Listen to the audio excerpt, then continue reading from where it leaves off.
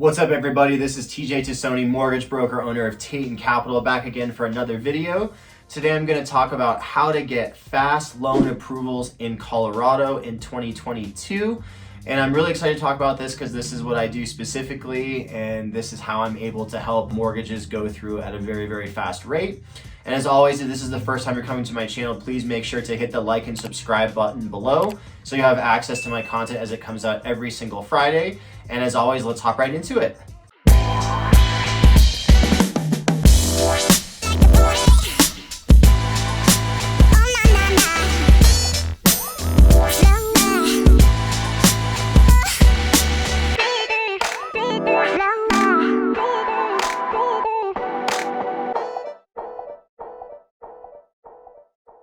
All right, guys, so one of the first things to think about for getting your loan to move as quickly and smoothly as possible is what happens before you're even in the process of being under contracts, and that's going to be getting pre-approved.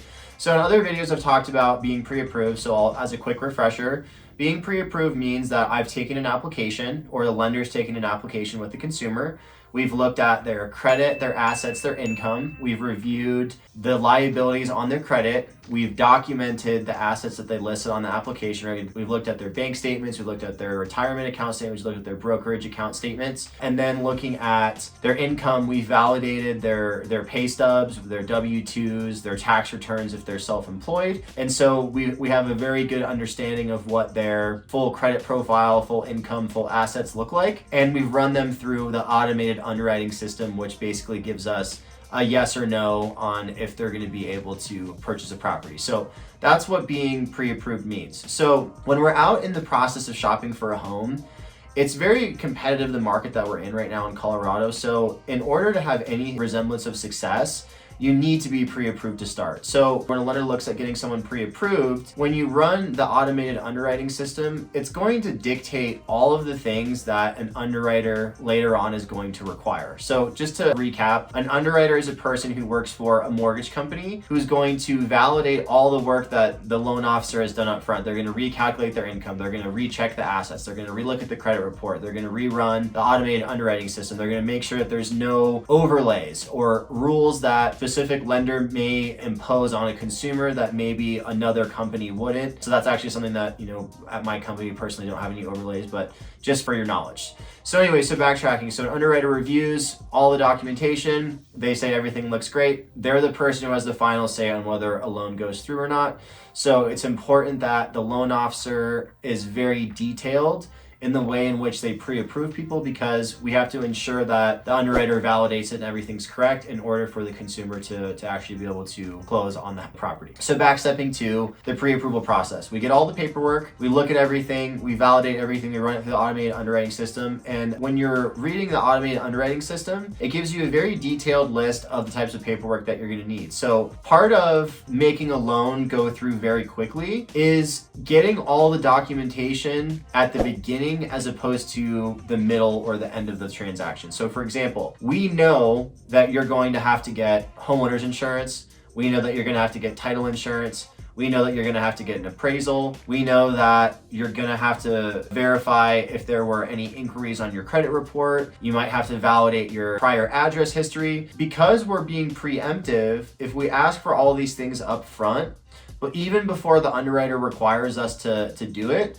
I know it's going to come up. So when I ask for it at the beginning of the transaction, when we're pre-approving, that is what allows us to move the file so much faster than everybody else, because most people are going to look at, well, the underwriter requested this document, so we have to get it now. But if we know they're going to ask, let's ask for it in the beginning to make sure that we get all potential hurdles out of the way. We get everything we can to expedite the process. If you know you're going to get homeowners insurance and you already have an insurance policy with someone you like, and maybe you want to bundle car insurance, then it's really important that why don't you have a conversation with them and say, hey, we're buying a house. This is what it costs. This is the actual address of the property. This is my prior birthday. This is my prior address. Can you please give me a quote? So when they have a quote already ready to go, we're already 2 steps ahead of the game, right? Those are all things that can slow the transaction down. And so now that we've kind of discussed a pre-approval and what we look at, you can see how that's going to help us, move into making a file move faster. So now I'm going to hop into the next part of the transaction, which allows us to move files even faster. And that's going to be talking about getting initial closing disclosures out as soon as we're able to. What is an initial closing disclosure, or just a closing disclosure in general? So a closing disclosure is a document that a lender is required to give to a consumer. They can see what the actual fees are going to be for the transaction, right? It's going to talk about their down payment. It's going to talk about their closing costs. It's going to talk about their prepaid interest escrow items. And it's going to talk about the total dollar amount or cash to close in which they are required to bring in order to actually fully fund the transaction. So why is it important that you do that document as fast as possible? So by law, we have what's called the TRID, so the TILA-RESPA integrated disclosure. What TRID is a rule that, or law that's come out in the past 5 to 6 years that dictates how lenders are able to do their job. And so a lot of that stems from what happened in 2008, 2009 when the market collapsed as a result of all the really bad mortgages that were being done. We're down over 16%. Dow at the same time has fallen about 18%. What it does is lenders are required to give you accurate estimates of what fees are actually going to be. So we have certain categories where if we under disclose something and it ends up being more expensive, then the lender has to cover the difference in that and not the consumer, right? Because it's not fair for us to say, oh, it's only going to cost X amount and it ends up costing Y and it's way more than what you think it is, because that can be perceived as being predatory, right? It's being dishonest. You should know upfront what things are going to cost. So we want to make sure that we're giving you accurate estimations on what things are actually going to cost, right? Normally, when you do a closing disclosure, you have to get it out within 3 days before you're able to close a loan. So for every transaction, you have to have that disclosure reviewed and e-signed by the consumer at least 3 days before you're allowed to close on the loan. Whenever you're doing a transaction, if you get toward the end of the transaction and you're just now getting to the point where you get that document out for someone to sign, if for whatever reason it takes really long to get that document, or the client takes really long to sign the document, that actually can really slow you down because of that 3-day law. We have no power over that. We cannot change when the disclosure goes out and when it's signed, right? So we can only say, hey, it's out, sign it. If it's not signed as fast as possible, that can slow us down, right? So with the relationships that I have on the investor side for being able to offer, different types of mortgages, we have the ability to let you sign your closing disclosure as soon as your loan is conditionally approved, right? And so from prior videos, as a refresher, conditional approval means I've submitted the loan, or the lender submitted the loan to underwriting. We've submitted the pay stubs, the W-2s, the bank statements, copies of IDs, things of that nature. And they say, okay, we agree with your income. We agree with the assets. This looks great. We reran the automated underwriting system. This is awesome. Your loan is now conditionally approved.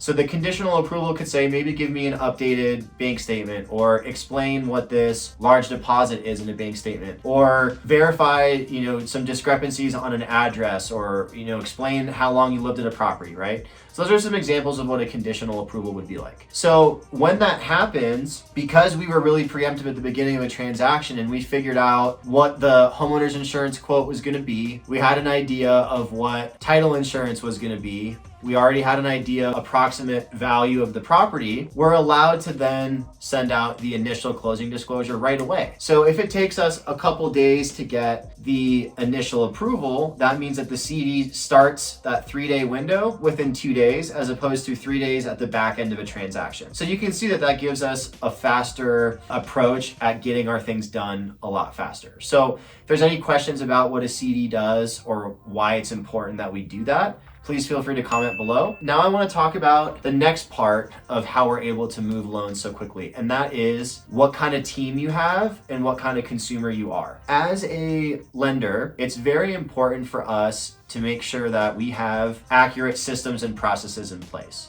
So the systems and processes that we have in place are going to be your disclosures, right? So we have to make sure that we get disclosures out right away. We have to make sure that when we collect documents, we submit them into the correct portal, or we call them buckets, for the right type of underwriter to review the right type of condition, and it's labeled so that we can do that. So those are things that we can do on our end. Then we have what are called processors, right? So processors are going to be people that are going to be more or less our partners in the transaction. So if I get a documentation list from an underwriter and I'm out meeting with new clients, or I'm meeting with new industry professionals about how to talk about ways to create more business opportunities, I may not be available to work on the file right at that moment in time. So So if I'm not there being able to work on it, the file doesn't move. So this is a circumstance where having a great teammate in place makes sense. So a processor is that person. So they're going to be my assistant, my partner. They're going to be more or less, they have the capability of being like a loan officer. Some of them are going to be licensed so that they could talk about specifics about the loan, what the conditions are, what the rates are. We'll always have those conversations, but I have people that are capable of having those if something came up and I was unavailable. Having the right teammate is very important in a transaction. Their job is to really manage the dates and deadlines of our contract, to really make sure that when conditions are called out by an underwriter, that they are being updated to the consumer, and we're reaching out to both sides of the transaction. We've got a buyer's agent, we've got a listing agent. Now, on the consumer side, what we can do to make the loan move faster is if we ask for documentation that needs to be provided to us or something needs to be signed, the consumer has to do it within a day or so, because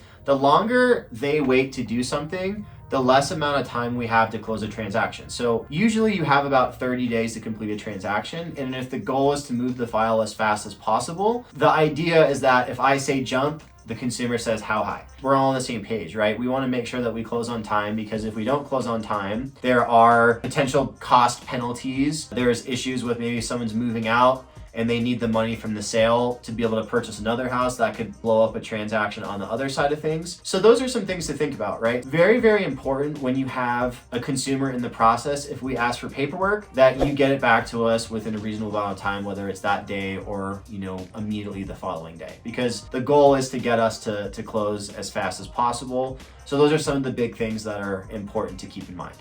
All right, guys, so another thing to keep in mind about the process of moving a loan from start to finish is there are a few things in the transaction that are out of the lender's control and they fall on other people in the transaction. So when you go to purchase a property, you want to inspect it to make sure that there's really nothing wrong with it. An inspection takes time and there's cost. So in order for us to move a file very quickly, I want to make sure that the consumer is happy with the property.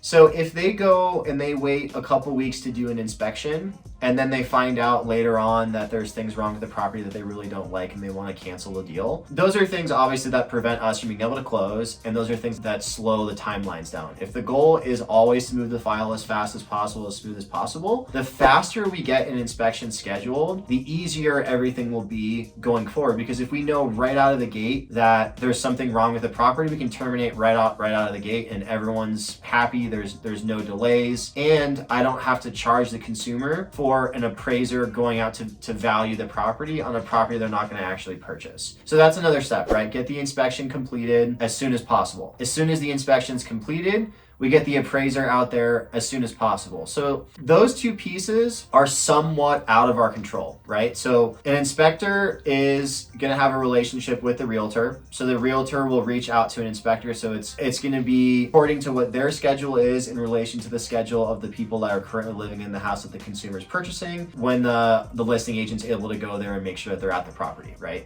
So that's something that can slow us down. So if we're able to get that done right away, that speeds up the process. Then next, appraisals. On the lending side, it's my job to put in the request for the appraisal, but the way it works is I send the request to the appraisal management company. And so an appraisal management company is a third party or an intermediary between me and the other party and the appraiser. If I call the appraiser directly, I can say, hey, I don't like this value. Can I give you $5,000 and you make the value? And so that's what was happening, back in 2008, 2009, everything fell apart. So they made it so that lenders are not able to talk to the appraisers directly. So we're at the mercy of scheduling based on someone else. So I call them, they then call the appraiser to get everything scheduled. So as long as the inspection's complete right away, I reach an appraisal management company, they reach out to the appraiser, and then we get something scheduled. So if the listing agent, if the seller of the house is not wanting to do an appraisal right away, that can slow us down. So those are some things to think about. When you're really looking at the transaction as a whole from start to finish, a fast approval starts at your pre-approval, then it's followed up by